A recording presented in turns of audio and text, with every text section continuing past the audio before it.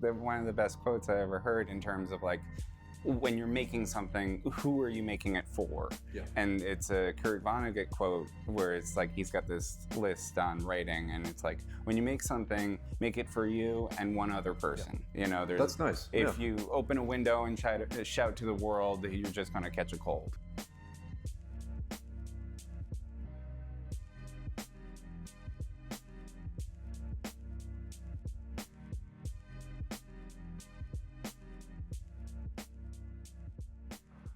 Hey everybody, this is Rodrigo, and welcome to another episode of Shot Talk. This week I have the esteemed Nigel Clark. Nigel, thanks for being on the show.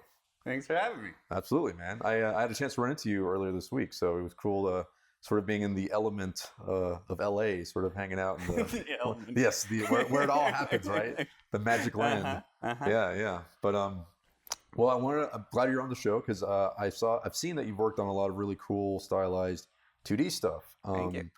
And I know that you got your start in New York. So what was sort of that, I don't know, like, because of all the stuff I've seen you work on, are you attracted to a certain type of style, or is that something that you just kind of like accidentally fell into, or something that you were interested in to begin with? Because it's not like super cartoony appealing stuff. It's sort of like this adult, like definitely some like, style, right? Yeah, more hard edges. And, right. Yeah. No. Well, I've always been attracted to that kind of stuff, like the underground comic scene and just like Adult Swim kind of shows versus I was never like a really big Disney guy. I gotcha. Yeah. So heresy. No, no, I like it. You know, it's just not what pulls me toward.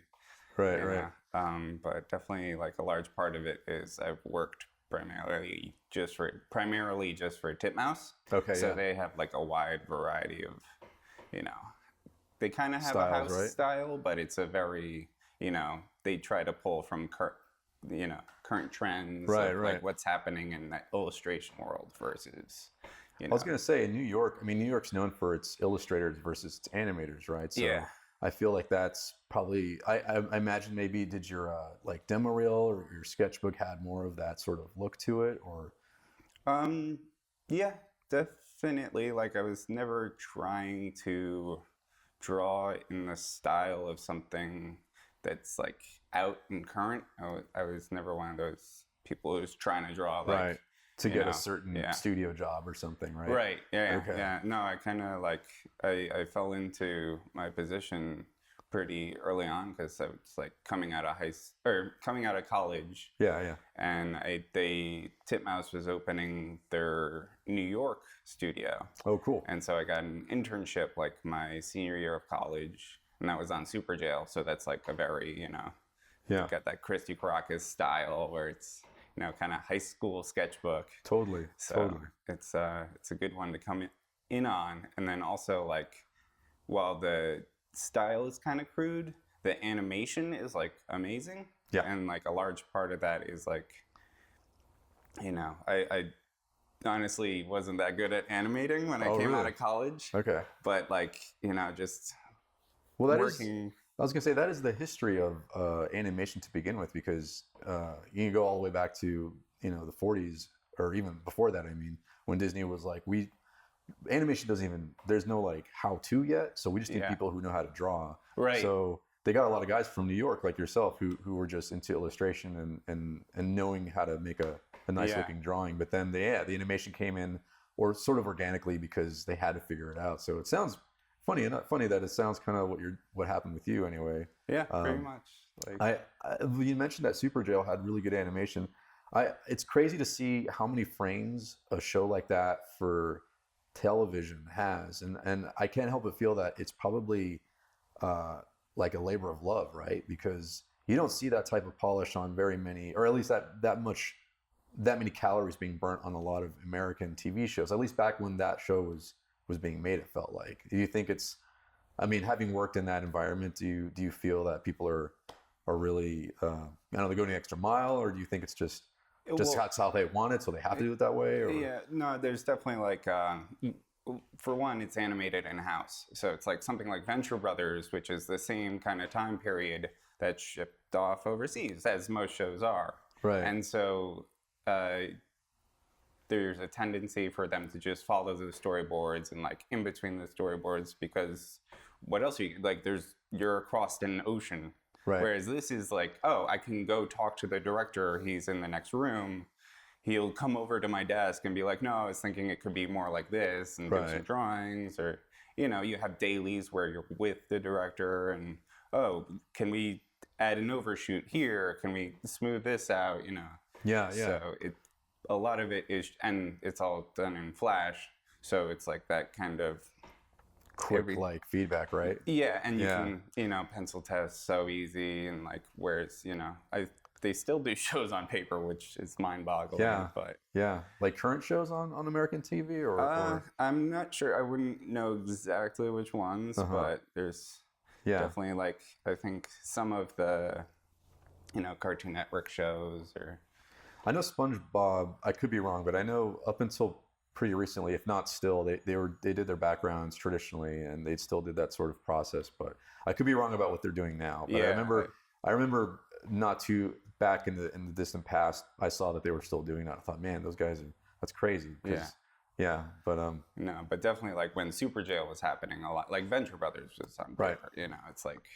And that was also in-house, is what you're saying? Or that was... Well, they would do the boards and then they'd ship it out. So, like, it's a good example of that difference that you can get from, like, oh, they're both done at Titmouse at the same time period, but there's like a huge difference, visual difference. Yeah. No, I always thought that was really impressive about Superjail, and it just looked to me, it gave me the impression that it was like so polished and just a ton of man hours into that. And my assumption that it was done in-house and stateside, but then hearing that that's how it worked, it makes perfect sense, because that's always the theory, right? Is that if everything is done over here, you can sort of give it that tender loving care, right, and have it come out closer to, I guess, the vision of who wanted it done a certain way. Exactly. So, and like, you can do stuff where the boards are super rough, you know? It's like it's interesting because Superjail has a relatively small crew. It's like 2 board artists do all of Superjail. Wow. And like one of them's Christie, the creator. So it's like very like hands-on. Yeah, it's the vision of the creator doesn't get diluted or lost. Right. Throughout. And then like Mike Carlo's the animation director, who's really good and knows his stuff. And like between him and Joey Capabianca, basically taught me everything. Well, not everything, but the majority. They taught me more than all of my schooling did. That always like happens, a couple right? months. Yeah. That's always the question that sometimes I get, where it's like, well, should I go to school or not? And it's so hard to answer, because it's like, you're going to get connections that are hard to come by, but then at the same time, you might not get the bang for your buck in terms of learning. Right. But that happens, hopefully, ideally, in your first gig, right? So so coming out of college, I'm assuming you did a little bit of animation school, though, right? Like sort of the basics, I guess. Yeah, no, I definitely learned the basics, but what kind of things do you think really propelled you to like professional level once you were helping out with a show like Superjail? Like, well, one is definitely learning the program, because I barely know. Like, I didn't know it. I remember the first time I cleaned up something that was in a symbol, because that was my first job, was cleanup. So we're basically just tightening up all the drawings. And I cleaned up something that was in a symbol, and then I went out of the symbol, and I was like, oh, they're all done. Right. That one drawing changed for the whole thing. Right. And it's definitely learning the program, because after that I worked on Motor City, which is like really, the heads are really intricate puppet rigs in Flash. So it's like... I've seen those rigs. It's like, they're almost like symbols, and then you can sort of dial them in, and they rotate for you. Or is that Motor City? Or am I confusing? That is Motor City, but they don't... So it's a series of like nested symbols. Okay. In terms of, so there is a full rotation of the head that's like already animated out using like planes. It's basically sculpting in Flash. Okay. But it's like, it's not meant to do that. So it's this like really roundabout way of kind of like, we'll skew and, shrink over here, and then the nose gets big, No, I was gonna say, I love how Flash is like one of the most hacked programs ever. Just because everybody has it, and everyone's trying to figure out what to make it do what it's not supposed to do. And And yeah, it's gotten pretty far. Yeah, I know, And crazy part.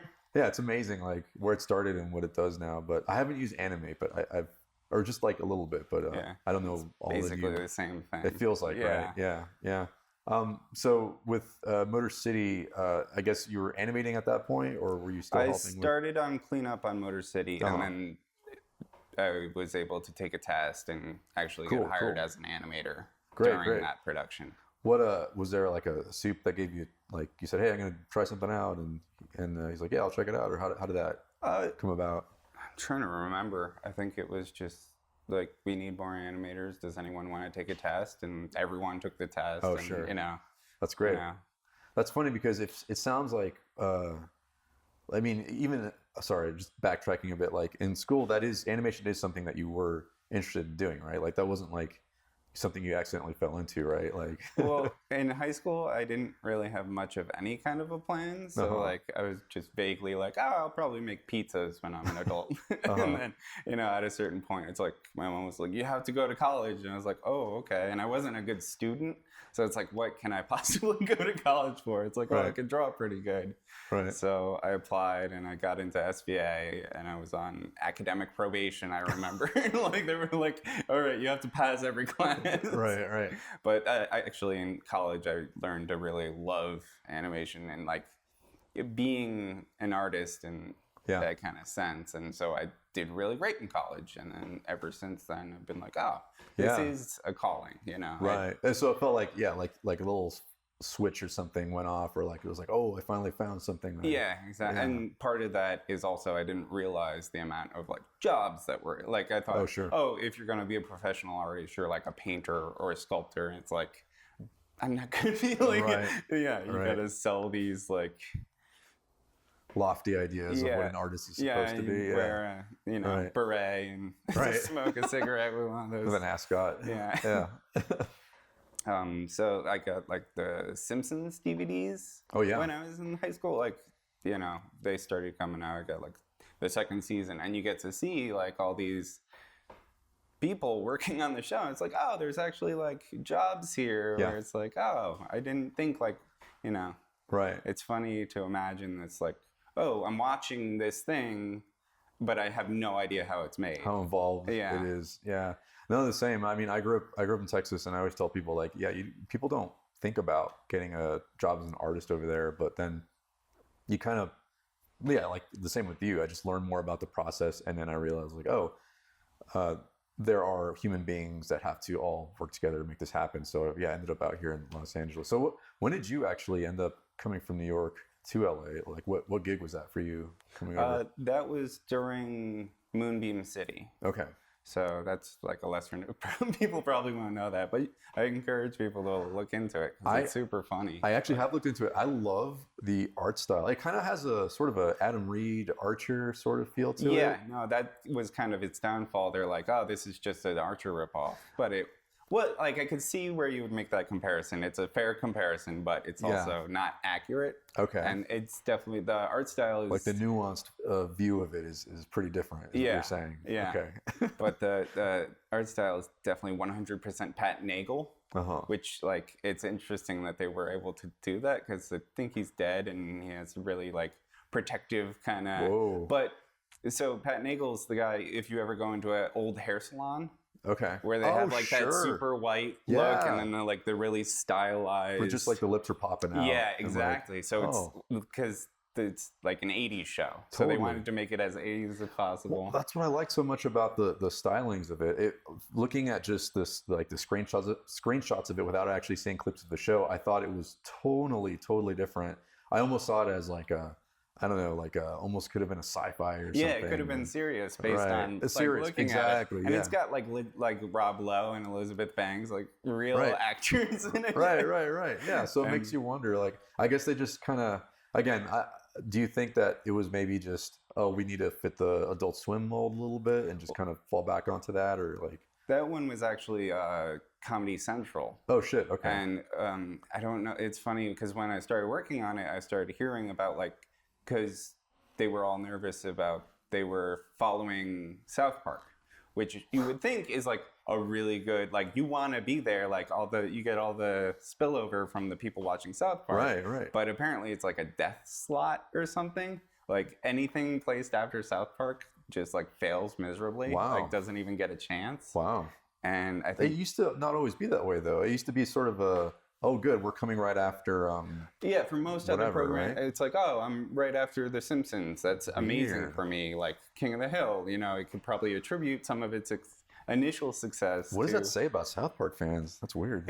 Yeah, I don't know. They're super judgmental. Yeah, maybe? like super, like, this is all we like. That's it. Yeah. Yeah. But I don't know. Yeah. But also, I don't know if it's true. It's just like one of these things you hear on The Office. Right, and it's right. like, I don't know how to look up ratings and Yeah. stuff. So- Right.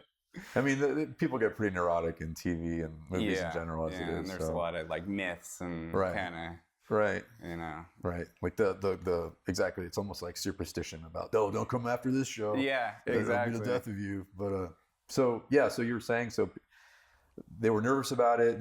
So you're thinking that influenced like how they approach the show? They try to make it funnier, or Well, it was initially funny. Like or it was always supposed to be that way? yeah, it was Okay. always supposed to be fun. Like Well, that Will makes sense. Forte, Comedy Central, of course. Yeah. Yeah. It was pitched as like a comedy cop show, but like a lot of it was just trying to. I don't know. I don't know much because it was very writer driven. So their intentions are kind of lost on me when it's like you're an artist on a writer driven show. You don't really get to see, like, it's all written before you come on, especially as an animator. Right. So Right. Do you feel that show compared to other productions you've been on, there's been, I guess, almost like a kind of inaccessibility towards like the writers or the head creatives versus like Superjail maybe? Like, there's definitely less communication throughout, you know? Like yeah. Scott, the creator of Moonbeam City, is super nice. And, you know, I'd bump into him and he'd be very friendly. But in terms of like, he wasn't the director, you know? Okay. So Right. So you didn't have to. I didn't have meetings with him, Right. essentially. Exactly. I gotcha. Yeah. But then on the other side, it's pretty open with other productions. Yeah. Like something like Superjail, Christie is like regularly, you know, you're Right. speaking one-on-one with him. Right. Yeah.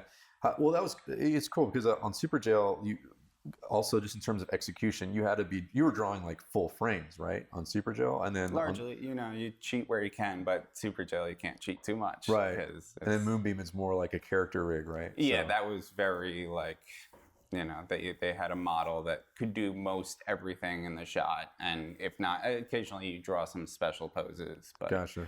for What the do you large part- prefer? Do you like kind of doing it from scratch, or do you like the? I don't know. Maybe you don't even have a preference. Like, I don't know. Yeah, it's nice to go. It's one of those grass is always greener things where it's like, oh, you're killing yourself over drawing like 300 frames in a shot, and then you're like, I just wish it was all puppets. And then when you're doing puppets, it's like, I feel like I'm forgetting how to draw. You know? Right. So- Yeah. I mean, I'm sure that you kind of on your own are like always doodling and stuff like that. Yeah. So. Normally I got like my own side projects I'm working on. You ever do the? Every now and then I'll go out to like or at least I used to do this a lot more, going out to like a coffee shop and then just sort of sitting there and drawing Yeah. everybody. I know that's something that animators out here like to do a lot. Yeah. Sort of that whole thing, right? Like For sure. Like there's people like drink and draws are a drink big and thing draws. out here. Exactly. Yeah. I don't do those too much. I probably should. I feel the same way. You know, I it's feel one the of exact those, same way. like, constantly feeling guilt about Right. how little you're drawing from life. Like Right. a lot of what I do on the side is just like making short films or something like that. So Right. it's most of my drawings outside of work like are serving a purpose greater than just like, oh, this is one funny drawing. That's it. That's funny, man, because I've had the same feelings too. Because I have friends, of course, who, you know, they're always posting on Twitter, on their blogs, and just like, look, I drew my dog because his eyes were crossed, and I decided to draw it. And it's like, wow, that's all. It seems like that's all you do. But then I'm the same way. I feel that when I do draw, I feel like I want to be counting it towards something bigger. So Yeah. that's interesting because I haven't heard that from anybody else. But in the same sort of vein, it's like I should be drawing more, but then at the same time, when I do, I want it to go somewhere, right? Or at Yeah. least towards a bigger project or something. Right. So it's interesting, yeah. But maybe we should start our own drink and draw where we all just work on our own projects or whatever. No, that's actually a good idea. And get Like drunk. something where you just like, because it's so, you can get so isolated when you, especially if you're solely working on your own project. It's really nice to, you know, be around people who are also working, and as long as you have like the strength of will to not just like turn it into a party. Right. You know, Exactly. it actually works really good. Exactly. College felt very much like that, where it's Totally. like everyone's making their thesis film, and you kind of like, you're in a room all working together. It's not on the same thing, but it's interesting. And, you know, you take a break, you go around and see what, oh, wow, that looks really cool. I'm Right. interested in what you're working on, and maybe that can influence what I'm working on in some way. So That was such an exciting time, those type of environments. Now I always think that in the corporate world with animation, I know that Google, I don't know if they still do it, but back in the day they would have, you know, a project day where everybody takes a Friday or some day out of the week where you're not supposed to work on work, but you do your own sort of projects. And I always thought it'd be so cool if animation studios, and I mean, the chances of that are pretty slim because, you know, everything's like never done on time or whatever. Yeah, But everything's always months late. Right, always. But it'd be so great. I think just in terms of enrichment to have like the project day where everybody, like you said, you set that sort of space up, and then it's like, oh, cool, we're all going to be, because I think that would also kind of, I mean, you'd learn so much from it, right? Because you get ideas from like your peers and be like, oh, I never thought about that way, or this and that. And there's definitely a special drive you get from like working on your own idea versus, you know, someone else's. But, Titmouse does the 5-second day. Have you ever heard of that? Where it's one day, it's usually annually. Like there's been a couple years where projects were just like way too behind. Yeah. But you come in and you get paid like any other day, but you just work on your own thing. Okay, there we go. Yeah. And so essentially, like it started, they had kind of a modest beginning where it was just, they called it 5-second day because you had to make 5 seconds of animation. Wow, yeah. But then since then it's turned into this event where it's like, oh, I got to make a film for 5-second day. And, you know, people will prepare ahead of time and to varying degrees. And yeah, so it's no longer 5 seconds total running time. It's like my last one was like 45 seconds. That's fun. Yeah. And you guys kind of like sit around and then watch the final product. They actually, they rent out the Egyptian and screen them. What? Yeah. So it's like this, you should check it out. Dude, next I think year, I will. Where it's super interesting because it's like completely uncensored, unfiltered. Right. It's whatever's going on in so-and-so's mind. Right. So you get some really out there ones where you're like, ooh, I work with this person. No, this guy's going to stab me. Yeah. But also there's like all kinds of like cute and like it's not all right grim murder, and, nudity, psychotic, but there's also like cute puppies doing dances, you know. Right. But it's really cool, and like they screen them in Vancouver and New York because that's where the 3 Titmouses are. That's awesome. Yeah. I didn't realize there was one up in Vancouver. We always like to talk about that. Like we've had people on here who have like, you know, Newgrounds backgrounds and this and that, and that's always to me the most exciting stuff. Where it's, man, you let artists sort of unleashed, and it's like you get some of the craziest, most interesting stuff ever. And like, yeah, that's always, I always feel like that you need to set that up so then you can find that magic or that gold that then, like, some version of that is appropriate for mainstream, and that's usually what ends up like exploding, or whatever, right? Like that people love or whatever. So, yeah, that stuff's important to just sort of be like, bleh, you know what I mean? And like throw it out into the ether and see what happens. No, then, definitely. You know what I mean? So, yeah, dude, you should tell. You're currently at Titmouse, right? Yeah. Okay, yeah, you should tell all those guys to join up on the Newgrounds collab. All right. You never know. Like, yeah. No, for sure. Do you like it over there at Titmouse? Like, I guess compared to because Motor City was done at what studio was that? Was that was Titmouse. Oh, like that's Titmouse. Okay, so they're doing a lot of boutique stuff for a bunch of different networks. It's when it's like really good animation for like a major, you know, studio. It's like the Avatar intro is Titmouse. Oh, but that's Avatar so funny. Isn't, you know? Yeah. So it's like because like I said, there's that, you know, it's one of the few places that actually has animators in the house. On site. Yeah, right, and right, like right. enough where they can, like, you know, most shows will have animators on staff for like special scenes, but right, it's not enough to like get like footage done. Cool. They must work with some really that must be like a powerhouse situation. Oh yeah, over no, there. it's like I've learned so much from being there. It's unbelievable. Yeah. What do you think? I guess because you mentioned, I know we talked earlier. You mentioned that different shows have had sort of different like learning moments, so to speak. Oh yeah. So what was the first? Was Moonbeam City the first thing you were on at Titmouse? Or? No, that was the first thing in LA. In LA, sorry. Okay. Yeah. So I started on Superjail, and that was like just learning animation, Right. essentially, Right. because for whatever reason, college, I don't know, SVA is very loose with their curriculum, and Right. especially depending on what teachers you have, Right. kind of affects what you end up knowing.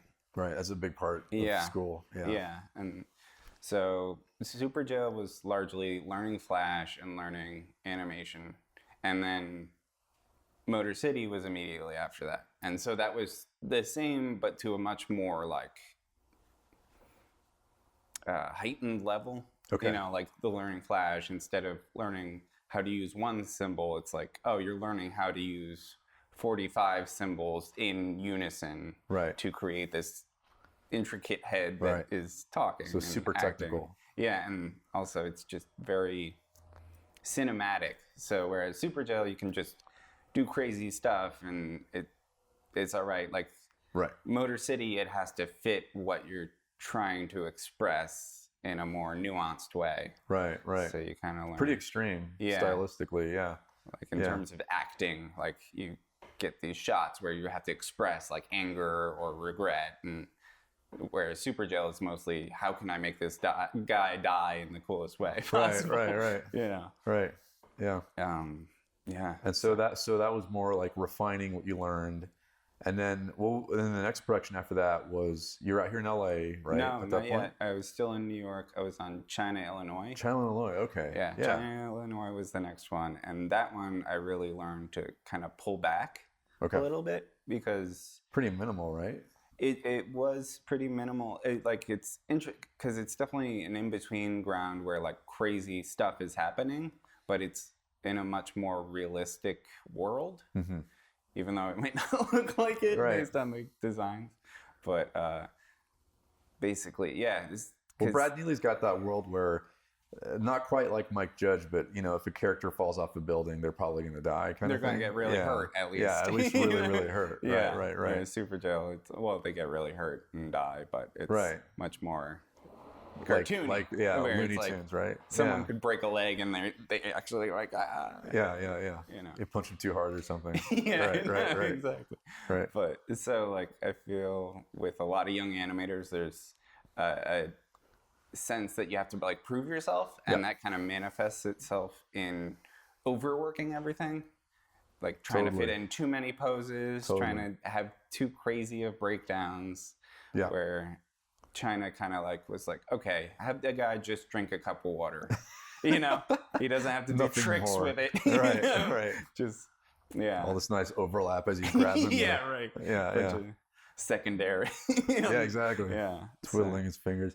No, I remember that's always the mark of with demo reels, because when I studied 3D, and you'd always spend time looking at other people's reels and stuff, and yeah, it's like you're trying to hit this balance of not trying to overdo something, but then at the same time you are showing off because people are hiring based on like, you know what I mean, all sorts of different things. So it's finding that hard middle ground. But then you had those guys who were so good at the acting stuff and could be super contained and super didn't have to have as much flair, but then that was enough to wow somebody watching. So there's so many things. There's like this huge range, right? And it's like trying to figure out like. But that's interesting because then because Superjail sounded like it let you sort of be broad, and then Motor City, like you said, was more, I guess, the nuanced acting bits.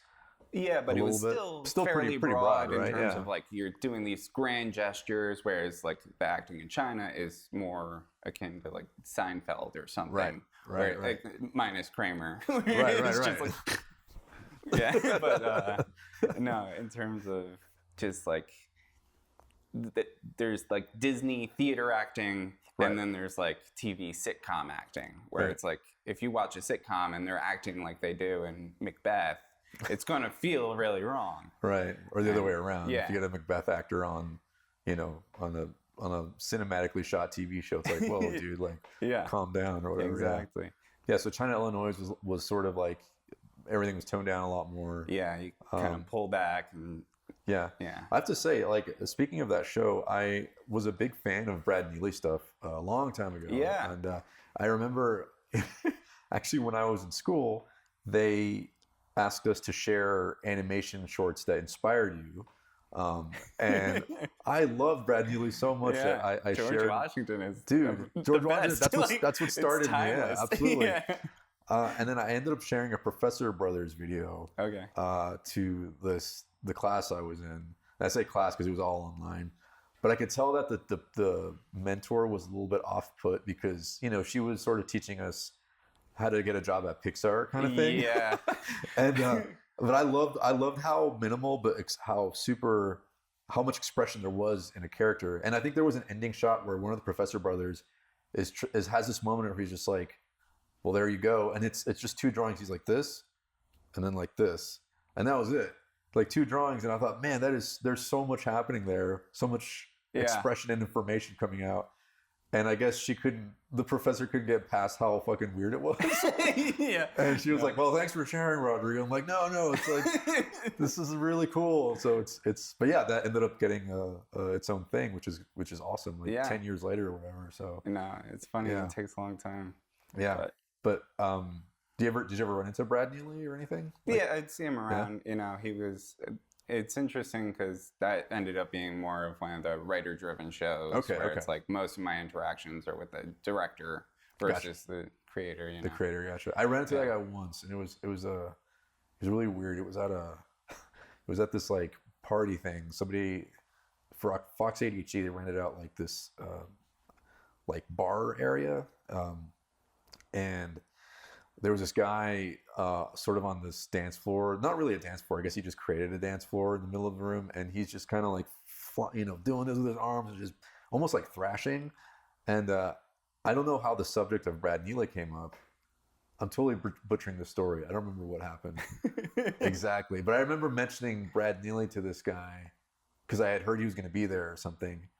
He's like, oh yeah. I'm like, yeah. Da, da, da. He's like, yeah, you know what? I am Brad Neely. I was like, oh. He's like, yeah. And he starts dancing even harder and like parties on. I was like, all right, well, cool. There he is. Yeah. Finally met the guy. No, he's funny. He's huge. Yeah, he's really. That's why I was like, this bald, like big guy. There's no way he's like an animation show creator. Or Yeah, whatever. you know. Yeah. But anyway, so let me ask you then, coming off of China, Illinois, still at Titmouse, right? Still at Titmouse. And then from there, you go to the next show is It's King Star King. King Star King. And Yeah, that's which is just madness. Like this is like, it's similar to Superjail. It's like that kind of high school sketchbook style, but this one, it was just definitely trying to be as offensive as possible. Probably, okay. Okay. You know, for satirical reasons or not, I don't know. But Was that whose show was that? that was J.J. Villard. Okay. And he worked on like Shrek as a visual development person, like on the, what's the one with Rumpelstiltskin? Yeah, I bet he had a lot of fourth. influence on the Rumpelstiltskin thing because he's a very, creepy. Yeah, Like his aesthetic is very intense, kind of like evil. It's supposed to be off-putting and like, ugh. No, his thesis film is Charles Bukowski's story, and it's really intense, and you should check it out. Is that the definitely. serial killer, Charles? No. He's like a LA writer who just writes about like horrible. He was an alcoholic and like a miserable person, and so like all of his writings are Hunter just S. like Thompson, like kind of crazy, just like super mean spirited. Okay, like just. I gotcha. And lots of domestic abuse and horrible people, and so this is like this story about some kid who's bullying some kid and just about kills him, and then his dad finds out and beats him. So it's like the darkest story you can. Jeez. But so like that goes into from China, Illinois. So stylistically, I don't think I've seen the show at all. What does that look like stylistically? Like, well, like the cliche thing is it's He-Man on acid, Okay. but it's it's really just like a portrait of Hollywood in a way that you don't see. Because I worked on it in New York, which is interesting. Almost, it definitely prepared me for coming to Hollywood because you hear a lot about like, oh, the Walk of Fame and the Chinese it all smells theater. like pee. Yeah. But there's this like, terrible, seedy underbelly that's not even like an underbelly. It's the surface of it. Yeah, dude. Yeah, no, I remember my first experience coming out to Los Angeles when I was still looking for possible places to work. And my initial thought was like, man, everything smells like piss. Like everything is just like kind of like yellow, brown, and smells. And I thought, this is not at all what you think Hollywood's going to be. So exactly. You can see the Hollywood sign. Meanwhile, like, some guys jerking off on the corner, closer to you. right. Yeah. Rack focus, and it's like, that's So King Star King is just the most Hollywood show I've ever worked on in an actually realistic way, as not realistic as it is. Right. It's not like Cats Don't Dance or whatever, right? Exactly. It's like perfect. Yeah. No, it's more along the lines of like it's Mulholland Drive. Okay. Where that's a good portrayal of what Hollywood's actually like. Right. And the whole like living the dream. Right. Right. That's funny that then you still were like, well, I'm still heading out to LA regardless of like. Well, I didn't know it at the time. Okay. I thought it was just like, oh, this is the most Adult Swim show ever. Where it's like, oh no, it's actually based on where I'm moving to. Right. My God. So what motivated the move then to LA? Like, so I wanted to get out of New York City, just out of like, I think I didn't grow up in any city. I grew up more in the woods. Okay. And so like coming to the city was fun and exciting for like 3-4 years. Yeah. And then 2 more years on top of that, and you're kind of like, oh my God, I gotta get away from people. Like, how can I spend the rest of my life here? Like, right. And so I moved back upstate to like where my hometown was, just out of necessity because I didn't have a car. Yeah. In New York City, you can kind of get stuck there because how do you get out? I Right. could take the train up to Poughkeepsie, but then from there, what? Right. Unless you're flying out, like a big move, right? Right. And then, but it's still, you need to buy a car. Like, I mean, I know people who live out here without a car and they do fine, but Yeah. Well, this is before like Uber and all that was really big, right? Yeah, exactly. Right. So I was like, okay, I need to rebuild my life. Yeah. And so I started living in my hometown. And it was nice that Titmouse let me freelance for them, and I was working on King Star King while living in the woods, which was great. And all my friends would come over and be like, "What? Like, this is your job?" And it's like, "Yeah, no, it's my job." Were your friends freaked out by how messed up the show was? No, they're into it. Okay. I had one friend come over. He's like a real big stoner. He likes to smoke weed. Yeah. And he's like, I don't know how you don't just smoke weed all day. Like, if this was my job, I would never be sober. Why would you not? Yeah. But so I was like, just living in a house, because you can live in a house out in the middle of nowhere. You could actually afford it. Right. But eventually, it was a lot of like, there was no creative stimulation going on. Like a lot of my friends were kind of, they had regular jobs where it's just a 9 to 5, and I'm not really meeting people with like the drive to really make something. Totally, yeah. And also, I was very disconnected from, like I was talking about, being the office of your directors right there, and you can go and talk to them. So like, I out of necessity of living or working remotely, just communicating through email. And at a certain point, it starts to, I don't know, the isolation was definitely getting to me. I had a little shining moment where I chased people around with an axe. No, not really. But you missed that, yeah. So I was like, oh, I can't spend the rest of my life here yet because I'm not done, like, being in animation in like a serious way. So I started emailing my friend Zach Bellissimo, who I went to school with, and he was already out here working for a while. And I'm just to like, oh, what's it like cost out there? Would you recommend the move? Like, you know, how's getting jobs and stuff? And he's like, oh, he made it sound like, you know, a dream come true, which it is in terms of working in animation. Yeah. It's like, this is definitely the happening place. Yeah, this is where you go and you really like work on high profile projects and really learn your craft. And then maybe later you know, move back to the woods and just kind of coast off of what you've learned, and you work on your magnum opus in the woods, right? Talking to your squirrel friends, squirrel friends for sure. But yeah, so Zach was great. He let me like crash with him for a week, and I found a place. I had another friend who lived in the valley, so they rented me a room in the valley, which was you know, it was a great price, but a hell of a commute. That's another thing I hear is the getting. I feel like the way the highway system works is that there's a highway that cuts diagonally across the city, and we need one that goes the other way, because otherwise it's like a big circle around to get to where you need to go in LA. It's like, you just do this a lot, which is like, you go crazy, you go fucking nuts, man. Yeah.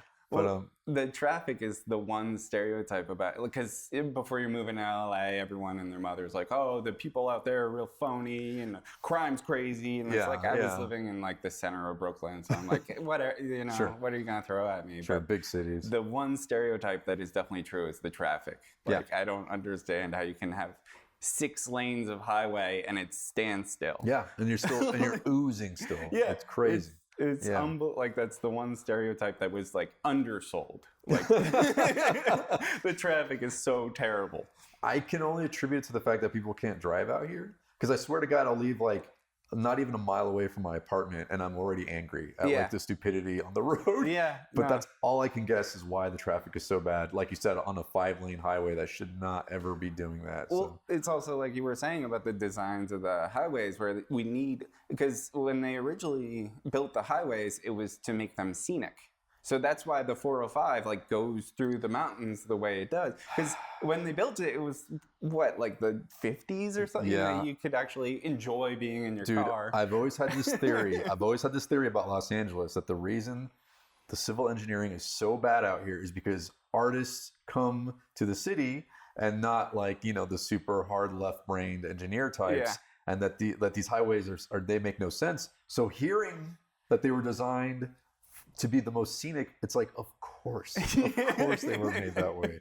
That this kind of validates my suspicions about everything. Yeah, that's too much. No, it's funny. I have like engineer friends, and like this is probably way detracted from what we're talking about. But I have engineer friends, and my fiance is an architect. So I brought her to a party, and just like, oh, here's Hillary, what do you do? You're an architect. And he's like, you're the problem. It's like, I was at college, we had to design a picnic table. The designers made it go like this. Like, you can't use half the picnic table. So you were like, oh, I'm an animator. And he's like, you. No, her, the architect. To your architect. Oh, okay. Because, you know, it's the constant clash of like, oh, I want it to look like this, but it's like, how is that functional? No, Or like, what do we have to do? It's like, you're going to make it twice as expensive as it needs to be. Completely inefficient. Yeah, but I can relate to both sides of it, you know, because also bringing it back to animation, there's like, you know, TV animation. You want to get a lot done. Right. But also there's huge budget and time constraints. Right. And it's trying to figure out those shortcuts, right? And like cutting the corners but then like finding a time to polish the stuff that's like really interesting, right? Like, yeah. Well, my latest project that I worked on, the Ballmastrz, that was an interesting one because a lot of it is very like, they're kind of ripping on the Speed Racer style of anime where it's like lip flap and like herky jerky weird like cycles. So like 80% of it is that, and then the other 20% are these like crazy action shots where people are like really intensely, brutally, like, you know, it's some murder sports game. Cool. So they're like murdering people with a ball, and it's like really well animated. Yeah. And so it's really smart in how it tackles that divide of like, oh, this shot needs to be, you know, on ones and like look amazing. And this shot, you know, it's Yeah. a minute long, and It's one pose. It's like 6 drawings. Right. Yeah, that's kind of old school anime, really, because you look at the stuff that was in Japan. It's all limited, Totally. right? But then they put in those frames where it counts. So that's cool. Yeah. No. And that's gonna be on Comedy Central or That is Adult Swim. okay, cool. Yeah, and I think it should come to streaming eventually. I noticed a lot of the Adult Swim shows are on Hulu now, so looking forward to that. I got a really big fan reaction that was super positive, which is always nice. Yeah. When you work on something that you enjoy and like The it gets a response is good reception. Yeah. Totally, yeah. That's crazy that now, because almost everyone we've had on this show, they talk about, like, they're very acutely aware of the Twitter sphere and the Tumblr sphere, and sort of like the reaction that way. Whereas I have to imagine, like 50 years ago, it was like, at least we liked it, so hopefully the rest of America is into it. But now it's like this conversation that happens, right? Where it's like you immediately know, like after a week or after even a day sometimes, like how it's coming off. So It's really interesting. And like I think about like people talking about, complaints and like, the fans' opinions influencing the show. Right. And it's so easy now to like really kind of get, because it used to be like the Simpsons would get angry letters from like, moms these and stuff. moms who were like, I saw Homer in his underpants. Right. I hate you, die, Matt Groening. And like you have to write a physical mail to send it. It takes some effort. Now you can do it while you're watching the show immediately. Yeah. And so I think I have to imagine that there's been a lot of angry people who like they get the the paper out and the pen out, and they're going through, and like halfway through they're like, what am I doing? Like this is no, and then they don't send it. It's like, am I really going to go to the post office because I saw Homer in his underpants? Spend 20 cents or whatever. Like exactly. I'm crazy. Versus here you can just spout out emotions, and then it's like right. And then you've already started the fire, so it's like and then you see like it's got so many likes, so that must mean it's validate valid. my crazy ideas. But it's like, no, you don't know why anyone's liking that. It could be because it's funny, right? Right.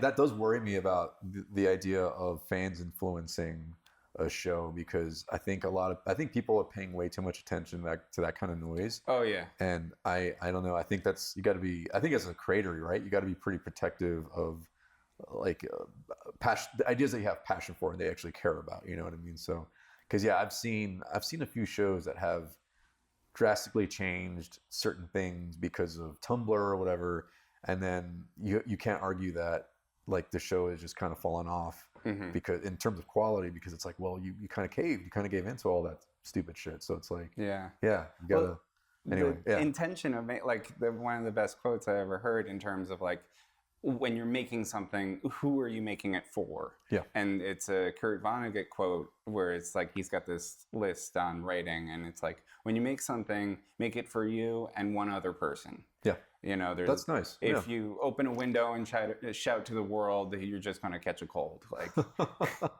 I like that. Yeah. So I try to keep that in mind when I'm like, this is for me and my buddies, this is for me and my girlfriend. This is for me and, the director maybe. Or this is for me and a person I hate. And I'm just trying to, But you keep those in mind, and it kind of grounds you a little bit. Whereas it's easy to be like, oh, is this important? Is this cool? Will people be into is this cool is a tough one. Because it's like, what is cool? It's like, right. No one working in animation knows what cool is. I've been to enough parties, right? Me included. Right. Yeah. Man, I remember the first time I went to an animation guild party up in Burbank. They like rented out this big restaurant, and it was just such a odd assortment of people. No kidding. I was like, man, because I did a lot of engineering, so in my head I was like, oh, I'm going off to LA with a bunch of artists, a bunch of like, people who are like, I don't know why in my head I thought that they were more extroverted or more just like sociable. Yeah. I was like, well, I'm back in the fucking engineering building. Like everybody's like so funny. You know what I mean? So especially Burbank, because it's so animation centric that like I'll go to a Bevmo in Burbank and it's like, whoa, I'm in Burbank. Everyone's got like a costume, like, oh, there's a cowboy. There's They got a backpack with like, I don't know, like ears and a tail on it or something. Exactly. Yeah, yeah. No, it's funny. And some spots in Burbank are cool too because they have like drawings on the wall or they have like things like that. So that's pretty fun. Have you ever been to the Jitlada in Hollywood? Because no, I don't think so. It's a Thai place. It's like really fantastic, Yeah. but it's like Matt Groening's favorite Thai place. So you go in and there's like a bunch of drawings made out to the people that work there. That's crazy. And it's like Homer and Bart in the Matt Groening style. You know? Wow! Like on the wall or on like, the wall, they're framed, cool. and he just like goes there regularly. That's awesome. Wow. Yeah. It's called the Gelada? Jitlada. Yeah. Okay. Yeah. I love Thai, so I'll have to check it out. Oh yeah, it's good. It's good food. The one thing I like, who's the guy who quoted that quote of Kurt Vonnegut? Kurt Vonnegut? Like, Yeah. how about making something for someone? I really like the idea of that because I think in my early days when I used to do independent like comedy stuff, I always was trying to make my siblings laugh. Yeah, exactly. And that I think comes off more sincere because it's like it's a real person that you're trying to get to, right? Right. So yeah, that's why a lot of it's one of those things where a lot of the productions kind of get bland when there's a certain amount of money involved because they're trying to please everybody. Right. And so you end up with these like movies by committee, right, where it's not interesting or unique in any way because they're just hitting the beats of like, this is how you make a good movie. Right. This joke will Save the make cat. enough people laugh, where it's like it may be a derivative or a joke you've heard a million times. Right. Yeah, no, I mean, I think like you look at some of the Miyazaki movies and they may not have the best, I guess, story structure, but I think the reason a lot of people respond to them is because the kind of experience that you have watching them is pretty vivid, right? Like, yeah, absolutely. Like that's when I have heard the critiques on like his story structure, and it's like, but I also feel so refreshed by watching something where it's just like, oh, this is kind of a little, slice of life. Yeah. Sunday afternoon in this character's world. Right. And it's like, it's funny with all the YouTube videos because I'm like addicted to all these like of analysis of like story structure and like the hero's journey. You hear about that all over the place. And I think it's reaching a point of oversaturation where you're going to run into this thing of like, like with Pixar, one of my biggest complaints right now is they keep doing the good guy who turns out to be the bad guy. Right. Like half of the Pixar movies have that now. Yeah. And it's like, I think that's a result of you need a strong villain and you need to introduce them early, which are those rules that you hear all the time. Right. And it's like, but they're trying to those are good rules. Maybe they're trying to be novel and hide it, but then they end up repeating themselves and not being novel anymore. Right? Exactly. Like, and it's like, that's a good way to hit those. But at the same time, if you keep doing it, it's going to become a cliche. Right. And so, that's interesting. Yeah, that is true. That is something that they keep pulling up. Huh. Yeah. And back in the day, I mean, Pixar specifically, that is something that they at least used to say. They used to tell people that like we were making movies for ourselves. Yeah. And that sounds kind of selfish, but I think it means more that if they like it, hopefully other people will like it too, right? Right. It's as simple a as safe that. bet that if you're really proud of it, that like right. And they did get originally popular before they were bought up by Disney and stuff by kind of breaking the Disney mold. Yeah. Of like a big theatrical villain, and because Toy Story 1, in terms of an interesting villain, is super great because it's Woody. Right. Right. He's the bad guy. Right. And so it's just like something fantastic that I haven't seen done again. Whereas like now, it's pretty black and white. Both of the sequels to that have the good guy that turns out to be a bad guy. Oh, that's so interesting. Yeah, I didn't think about that. I didn't see Moana, but the critique I heard about that movie is that it needed a villain, so it was kind of the opposite problem. Yeah, but I mean, I watched My Neighbor Totoro recently, and that doesn't have a villain.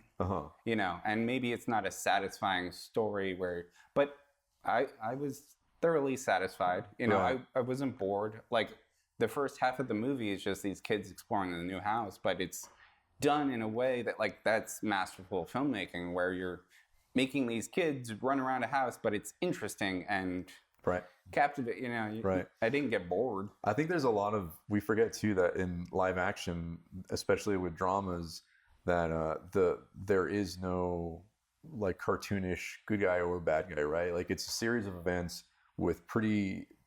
I guess what makes it successful is that it's pretty genuine and you believe that the characters are real, and then it's more the events unfolding and how they respond, and you don't even need to have a bad guy at that point, right? It's just like wow, that was still a story, but you didn't need to have like the tropes or whatever. So yeah, but that's I never thought about Toy Story 1 that way. That's really interesting because yeah, Woody was sort of the antagonist, right? Yeah, he tried to kill Buzz. Right.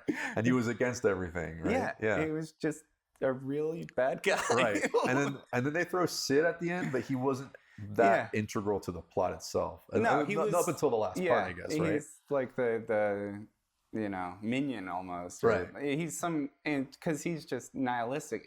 He's just evil for the sake of evil. But meanwhile, he doesn't know the toys are alive also. So it's like he probably changed his ways after he found out toys are actually alive. I want to see that movie actually about Sid. Yeah. He's like, checked into an insane asylum and dealing with toys, like being alive. Yeah. But I mean, that's fair. It's like, I've destroyed toys, and does that make me like some horrible evil villain? Right. That was almost like a joke on what being a kid was, right? For that story. No, right? especially like that kind of, it's like definitely a stereotype there where it's like, puberty braces, mean to everything, Totally. Well, let me ask you, what sort of stuff in terms of your career do you want to eventually, like in terms of like wanting to sink your teeth into? Is there like a style of animation you want to try one day, or is there a type of production, or like maybe even to feature? Like, are there any sort of goals that you have or that you would like to see yourself doing eventually out here while you're still out in LA? Yeah. Well, definitely, like, I feel the goal with the majority of people is to have your own thing eventually, your own TV show or your own movie, which is tricky because, like I said, that's everyone's trying for that. Right. So it's a tough, and also the way that it happens isn't like, oh, I hit these 3 things and now I get my TV show. I've graduated. Yeah. Right. Nah, it's you kind of have to make it happen in whatever way you can. Right. And so I'd like to eventually like make something that feels substantial in some way, that like the main goal is to create something that affects other people in the same way I've been affected by like the things I really enjoy. Yeah. And so, right now I'm making short films and trying to build my way up to, having it'd be great to be like a Bill Plimpton or something. Okay. So having a nice body of work that speaks for itself kind of thing. And you're able to get stuff done and like show it to an audience and, get a response from an audience. Yeah. Which is, you talked about Newgrounds. I got into Newgrounds recently. Oh, cool. Like earlier this year. And it's mostly because I've been making these shorts and putting them on YouTube and like no one sees them because it's so like such a flooded market. It's an ocean. But you put it on Newgrounds and it's actually kind of curated in a way where people do get to see it and like respond to it.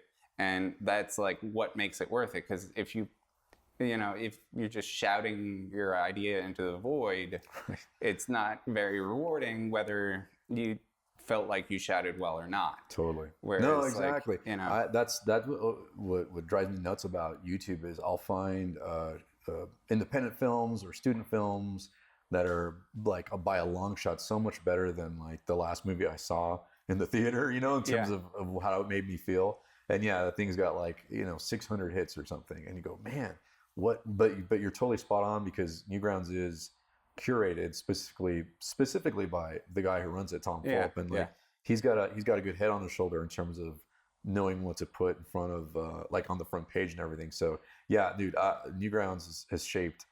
I speak for myself and so many of other people who are, I guess, sort of like known or whatever animators on the internet now. Like, yeah, that is such a strong, nurturing and like fun community because I don't know, people are pretty open-minded and they want to be taken weird places, and it's like it's no, such a there's cool. definitely, it's very much against that, like made by committee, like, you know, and even you get varying opinions, you know. Right.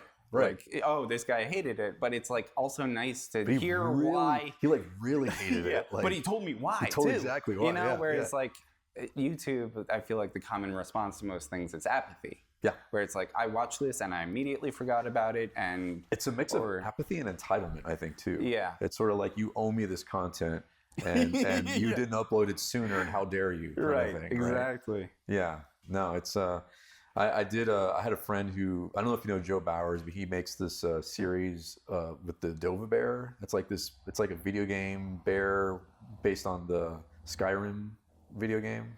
It doesn't matter. Yeah. Anyways, he made this cartoon, and he uploaded it to both YouTube and Newgrounds. Mm-hmm. And I took a screenshot of all the YouTube comments, and I took a screenshot of all the Newgrounds reviews, you know, keyword reviews versus comments. And I just put it side by side, and like the difference was incredible. And it was that sort of like, oh, finally, look who's back to uploading.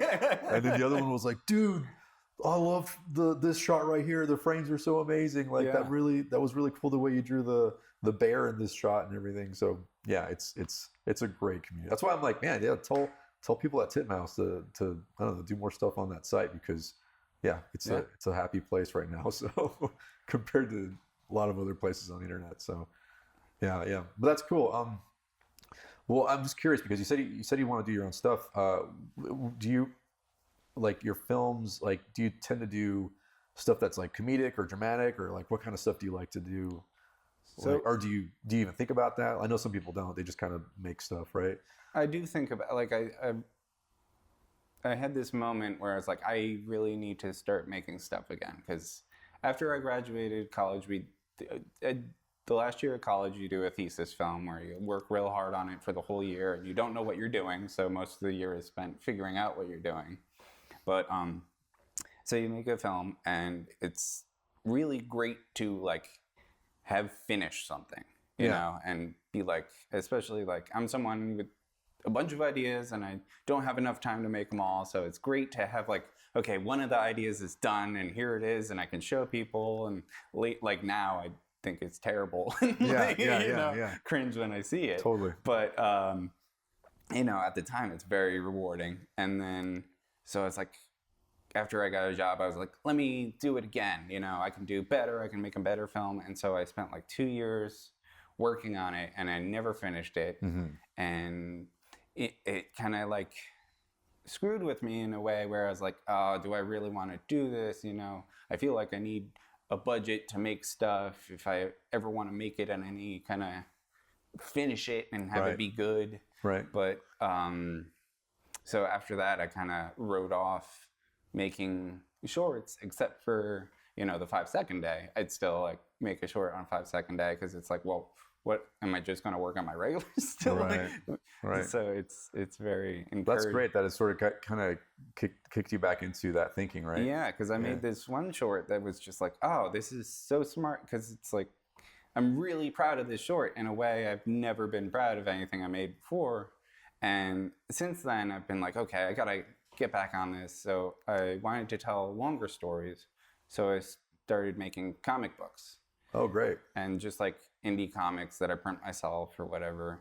And they'd be anthologies kind of along like Michael DeForge or, you know, Optic Nerve, or like Dan Klaus does, where it's like just different stories all compiled together. And that had its own learning curve in terms of you have to learn how to make comics. You know, you're not doing the 16:9 ratio for everything. You got to learn about the flow of the word bubbles, and it's a lot to take in. But I took it in, and I feel like I got a working grasp of it. And I make like very varying. Like this one's super funny. This is just one page where it's just like a dumb anecdote, and this is something more dramatic and cool about something lofty. You know, like. I feel like one of my bigger influences is definitely the Coen brothers. Yeah. In how they can do, you know, The Big Lebowski, and then they can do, you know, the No Country for Old Men. Absolutely. You know, they'll jump genres, they'll jump seriousness, they'll even like do something completely self-indulgent even. Yeah.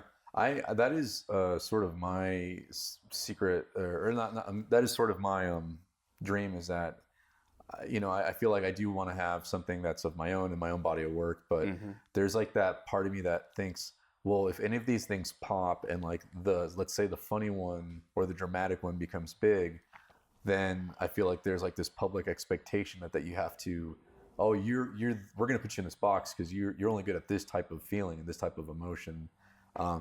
And granted, like a lot of the stuff that I do that's short form ends up being funny, but no, I love the idea of being able to, hey, it's cool that he can do this also. And I feel like few directors, like the Coen brothers, like you said, can do that. Yeah, no, I even think like, I mean, Paul Thomas Anderson is another one who's kind of like that.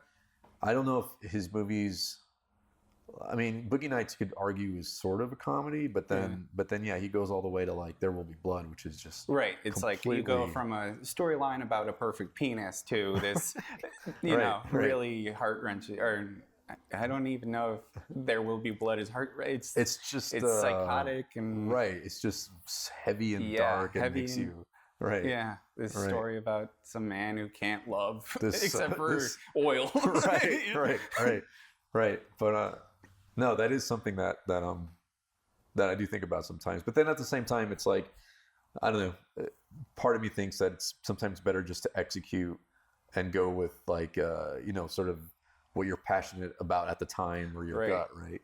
And then whatever that ends up being is okay, right? So, and a lot of that is what drives me is like I'll get these ideas and I'll write them down, and they're not based on like, oh, I'm trying to make the next Disney short, you know. Right. It's just whatever comes to me, and some things as long as you cared about it, right? There's another I heard somewhere, I don't know if this is true, but the Beatles apparently never wrote down their songs when they like rehearse them or whatever, and this probably isn't true, but I heard this story, like they wouldn't write them down because the good ones you remember.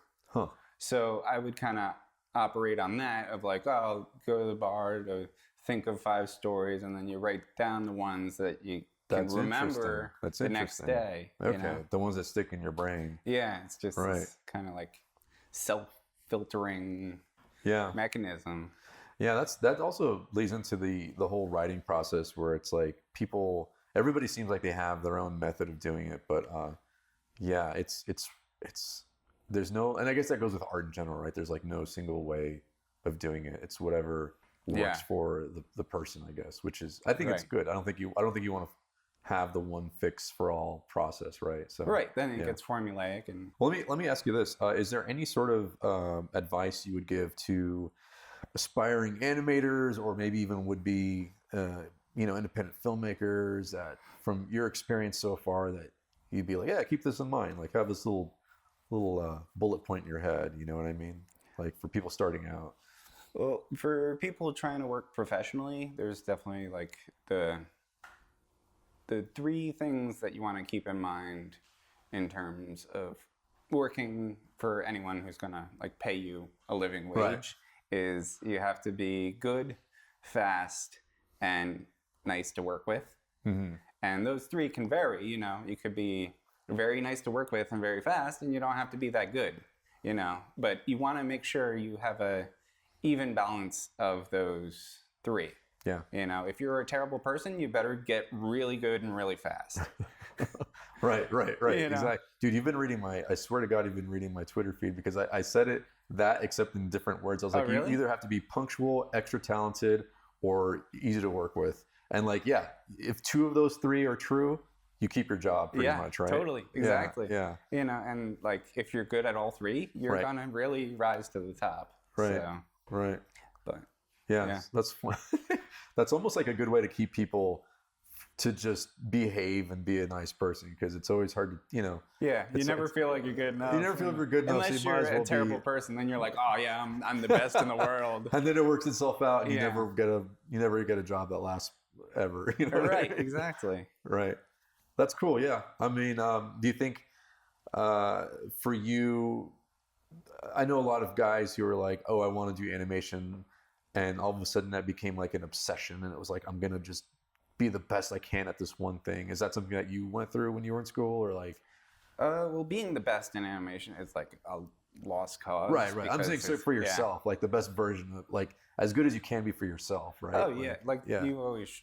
I would think most people would definitely strive to be like as good as they can be, at least. Right. You know, I definitely the values change. I feel like as you get older. So like, I was really obsessed about like drawing really beautiful images and making sure the forms were all right.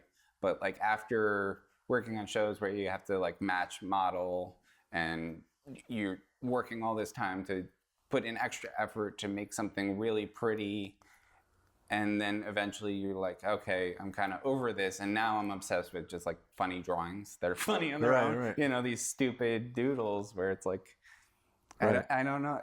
I feel like once you get good at something, you kind of look to something else to be like, I want to do that. Another mountain to climb or whatever, right? Yeah. That's cool. Yeah. I mean, it sounds like it's pretty, I guess for the most part, the people that find it, I guess the reason I ask that question is because I remember when I was coming up and all that stuff, and a former industry guy told me, like, and he might have been over dramatic now that I think about it, but he kind of had this like, you have to really want this, like you really. I was like, okay, well, it seems like there's a big weight on it, but I'm kind of glad he did put it to me that way, because I ended up like really diving in head first, and you know, it worked out thankfully. Like I ended up getting a job and everything, but yeah. But yeah. Well, it's interesting because there's also like a different makeup of like some people don't want to be directors. They just want to be really good at animation, and they're super intent on like being good at just animating. Like they don't care about design. They don't care for themselves. Like they probably care about what designs they get. Right. But, you know, whereas like some people's interests lie outside of that. You know, maybe they want to be a writer, but they're in animation because they're good at drawing and bad at writing. Right. You know, and they're happy with just that thing. It's funny that going back to, we're talking about, there was this guy I knew at DreamWorks who was very, very, very talented and always on time. And those two things and that third thing, like he was like one of the most vile, just mean people ever. But he was probably like the second best animator at DreamWorks, right? But yeah, I remember, I never had to work with him personally, but I had a friend who went into his office about something, and he had all these like Annie Awards and this and that. And I don't know if he was trying to like come off like if he was pretending or not, but he basically, I think somebody, because my friend who went in to talk to him like pointed out, oh, look at all this, you got this for this movie, da da da, and he was just like, I don't give a fuck. Like let's talk about what we're here to talk about. You know what I mean? So he made it sound like he didn't care about all the accolades and all the recognition, and that he just wanted it to be a good animator just because that was important to him. Yeah. But again, I could never tell if he was trolling or if he was like, you know what I mean? If he was trying to come off a certain way. Yeah. But in either case, he definitely was a prime example of being on time and good. And that's it. Yeah, no. So, I personally, I'd much rather work with people that are Yeah. not as good or not as punctual. Right. You know, Life's short, right? Yeah. Yeah, for sure. You know, but it definitely, you know, when it gets to that point where no one can deny like how Right. good he is, he or she, you know. it's Right. definitely- But also that creates all kinds of other problems. Yeah, no, so, I mean, it didn't work out for him. Especially- Like, you know, if there is sort of a end to that story, he's no longer at the place. So, Yeah. yeah, So it ends up happening sometimes. He needed to be a little better, and you know, it doesn't make up for you know, Right. if you're very, very negative on the Right. personality points. Maybe it feels like 1930 and there was like 12 guys or whatever like Yeah. who knew how to animate, like then maybe you can get away with that. But like these days, it's like everybody is getting up to a pretty good level, right? So Yeah, right. Yeah. That's the thing. It's amazing how Yeah. many people are really good at animating right now, and Right. because it's the pool's bigger now, I guess. Yeah. So yeah. But it's also nice that the work pool is bigger too. Like Yeah. there's all these productions where it's like there is room to accommodate the veterans and the people that are getting into it. Totally. So do you see yourself ever going back to New York, or like you said, going out into the woods with your squirrel friends and Yeah. doing an independent movie, or like? I would definitely like to get back into the woods at some point. You know, Yeah. there's no active plan for that, but Yeah. you know, I'm definitely gonna ride this wave as sure. long as it's like really fruitful, and it's Definitely. been very fruitful. That's great, man. Yeah. Yeah. I mean, your work's crazy. So it's like, yeah, I think, yeah, I think as long as you want it, there'll probably be stuff out here. So Great, that's cool, thanks. man. Yeah, man. Well, Nigel, thanks for being on the show. Thanks for having me. Absolutely. I think we covered a lot of good stuff today. So, yeah, good perspective, and hopefully some stuff people can take home with them. So, yeah. I hope so. Absolutely, man. All right. Well, that'll be it for Shot Talk, and we'll see you guys next time. If you like this episode of Shot Talk and would like to see more episodes in the future, join the Shot Talk Patreon at patreon.com/Shot Talk. You'll get access to private Discord servers, Q&A opportunities for the guests, and more. Also, if you're enjoying these beats, you can follow me at jetsy.bandcamp.com. Thanks, and see you next time.